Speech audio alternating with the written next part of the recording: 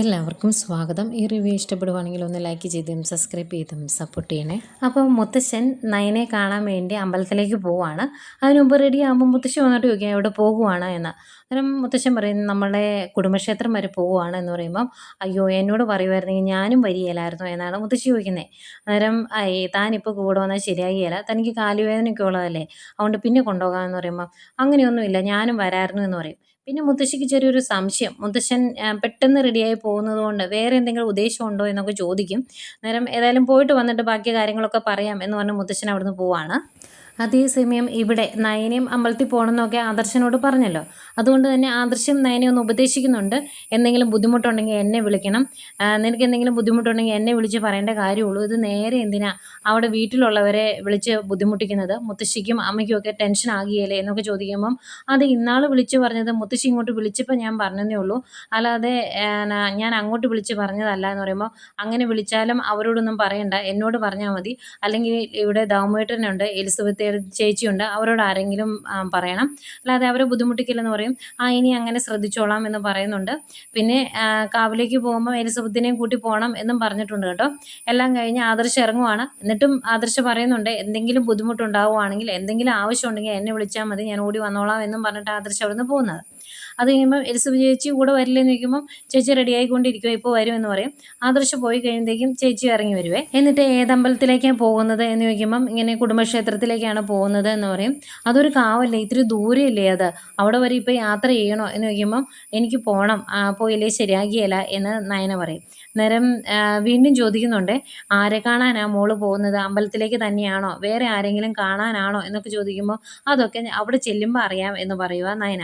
അന്നേരം എലിസബത്ത് പിന്നെയും ചോദിക്കും മോളുടെ ചേച്ചിയെ കാണാൻ വല്ലതും ആണോ പോകുന്നത്, അങ്ങനെയാണെങ്കിൽ പറ്റിയല്ല കേട്ടോ, ആ കുട്ടിയെ പോയി കാണുന്നത് ആദർശ് സാറിന് ഇഷ്ടപ്പെടുകയല്ല, ആ കുട്ടി വന്നിട്ടുണ്ടെങ്കിൽ വീടിൻ്റെ ഉള്ളിലേക്ക് കയറ്റരുതെന്ന് വരെ പറഞ്ഞിട്ടുണ്ട്, ആ സ്ഥിതിക്ക് എന്നെ വഴക്ക് കേൾപ്പിക്കുമോ എന്നൊക്കെ ചോദിക്കുമ്പം ഞാൻ പറഞ്ഞല്ലോ എനിക്ക് പോകണമെന്ന്, ചേച്ചിക്ക് വരാൻ ബുദ്ധിമുട്ടാണെങ്കിൽ വരണ്ട, ഞാൻ പൊയ്ക്കോളാം എന്ന് പറയുമ്പോൾ വേണ്ട ഞാനും കൂടെ വരാം എന്ന് പറഞ്ഞ് എലിസബത്ത് കൂടി ചെല്ലുന്നുണ്ട്. ഈ സമയം നമ്മുടെ മുത്തശ്ശൻ അമ്പലത്തിൽ വന്നായിരുന്നു. മുത്തശ്ശൻ തൊഴുത് പ്രാർത്ഥിക്കുന്നുണ്ട്, ആദർശനും നയനിക്കും എല്ലാവർക്കും വേണ്ടി പ്രാർത്ഥിക്കുന്നുണ്ട്.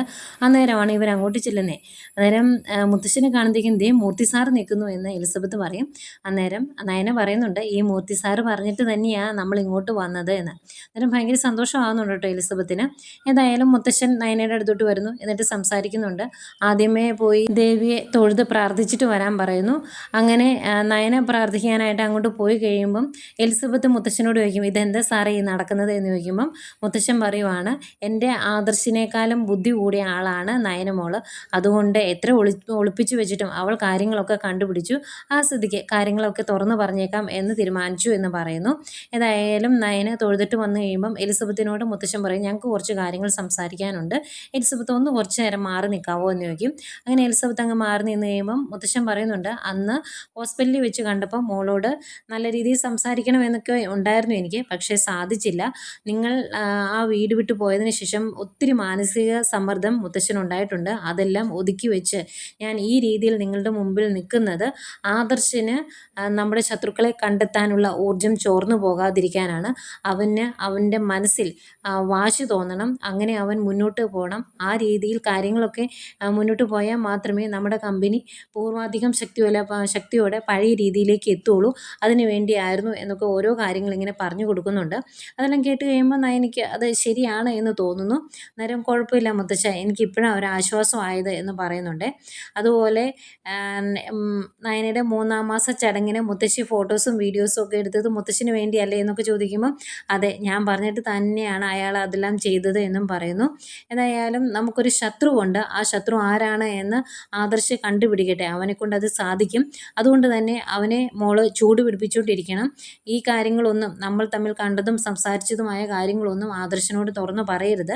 മോൾക്ക് ആദർശനോട് കാര്യങ്ങൾ ഒളിച്ചു വെക്കാൻ ബുദ്ധിമുട്ടാണ് എന്ന് മുത്തശ്ശൻ അറിയാം, പക്ഷേ നമ്മളിത് ചെയ്യുന്നത് നമ്മുടെ ഭാവിക്ക് വേണ്ടിയും നമ്മുടെ ജ്വല്ലറിയുടെ നല്ല ഒരു ഉയർച്ചയ്ക്ക് വേണ്ടിയൊക്കെയാണ് എന്ന് മോള് മറന്നു പോകരുത് എന്നൊക്കെ പറഞ്ഞ് കുറേ കാര്യങ്ങളൊക്കെ പറയുന്നു.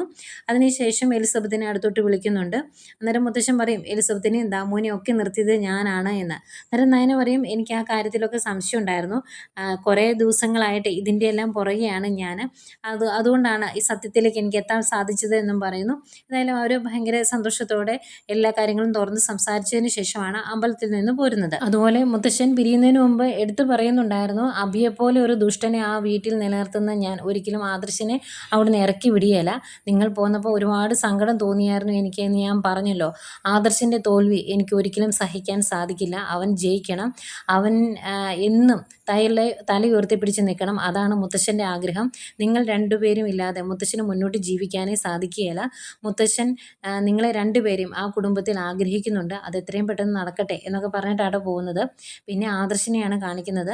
ആദർശന് സേവ്യർ ഏകദേശം നമ്മുടെ നാഗേന്ദ്രനെ പോലെ തന്നെ ഇരിക്കുന്നൊരു ഫോട്ടോ വരച്ചു കൊടുത്തു. ഒറ്റ നോട്ടത്തിൽ പരിചയമുള്ളവർക്ക് അത് നാഗേന്ദ്രനായിട്ട് തന്നെ തോന്നും കേട്ടോ. അത് കണ്ടു കഴിയുമ്പോൾ ആദർശന് ഓർമ്മ വരുന്നില്ല. പണ്ടെവിടെയോ കണ്ട് മറന്നൊരു മുഖം പോലെയാണ്. ആരാണ് എന്ന് കണ്ടുപിടിക്കാൻ സാധിക്കുന്നില്ല. എന്നിട്ട് സേവ്യർ പറയുന്നുണ്ട്, ഞാൻ കുറച്ചുകൂടെ മാറ്റം വരുത്തി 2-3 ചിത്രങ്ങൾ കൂടി വരയ്ക്കാം.